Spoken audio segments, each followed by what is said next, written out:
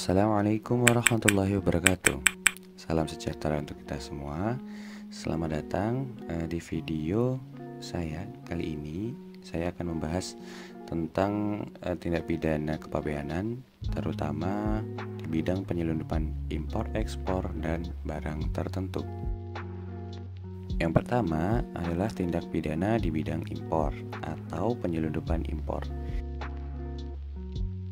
Yang termasuk ke dalam penyelundupan impor antara lain adalah yang pertama, mengangkut barang impor yang tidak tercantum dalam manifest, kemudian membongkar barang impor di luar kawasan pabean atau tempat lain tanpa izin kepala kantor, lalu membongkar barang impor yang tidak tercantum dalam pemberitahuan pabean, kemudian membongkar atau menimbun barang impor yang masih dalam pengawasan pabean di tempat selain tujuan yang ditentukan dan diizinkan. Kemudian, menyembunyikan barang impor secara melawan hukum, lalu mengeluarkan barang impor yang belum diselesaikan kewajiban kepabeanannya dari kawasan pabean atau dari tempat penimbunan berikat atau dari tempat lain di bawah pengawasan pabean tanpa persetujuan pejabat bea dan cukai yang mengakibatkan tidak terpenuhinya pungutan negara. Kemudian, mengangkut barang impor dari tempat penimbunan sementara atau TPS atau tempat penimbunan berikat atau TPB yang tidak sampai ke kantor pabean tujuan. Lalu yang terakhir adalah dengan sengaja memberitahukan jenis dan atau jumlah barang impor dalam pemberitahuan pabean secara salah.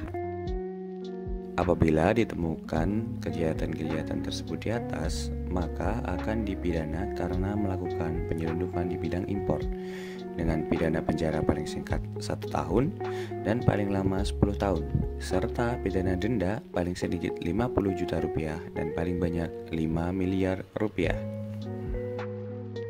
Nah, selanjutnya kita beranjak ke ketentuan pidana di bidang ekspor.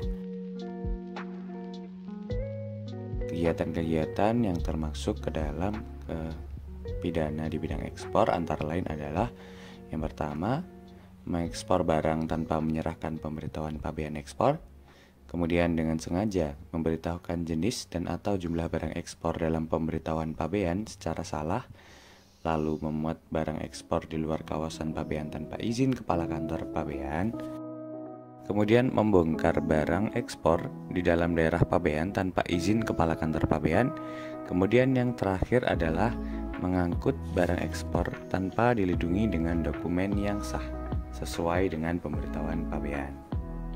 Atas kegiatan-kegiatan tersebut di atas, maka dipidana karena melakukan penyelundupan di bidang ekspor dengan pidana penjara paling singkat 1 tahun dan paling lama 10 tahun, serta pidana denda paling sedikit 50 juta rupiah dan paling banyak 5 miliar rupiah.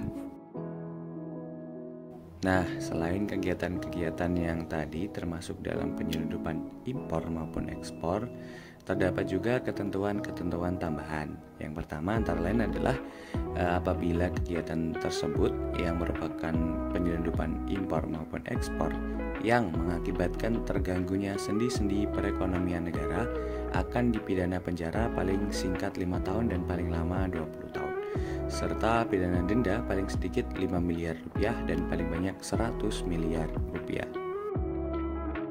Kemudian, tindakan penyelundupan impor maupun ekspor, baik yang mengganggu sendi-sendi perekonomian negara ataupun tidak, yang dilakukan oleh pejabat dan aparat penegak hukum akan dijatuhi hukuman pidana sesuai peraturan sebelumnya.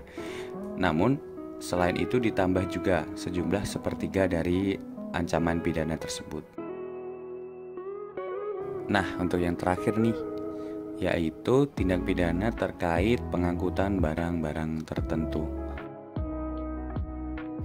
Jadi untuk barang-barang tertentu ini yang termasuk tindak pidana adalah mengangkut barang tertentu yang tidak sampai ke kantor pabean tujuan dan tidak dapat membuktikan bahwa hal tersebut di luar kemampuannya.